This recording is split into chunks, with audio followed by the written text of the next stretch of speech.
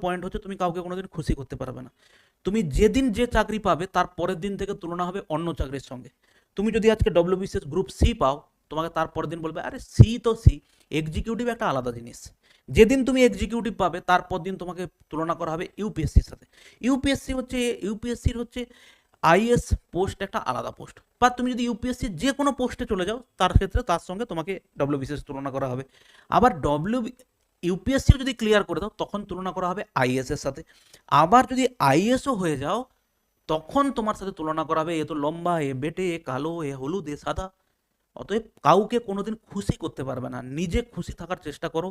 নিজে দেখো যে আমার কি প্রবলেম আছে, আমি কোনটা পড়লে আমার পড়া হয়নি, আমাকে কোনটা ইমপ্রুভ করতে হবে। ঠিক আছে ভাই?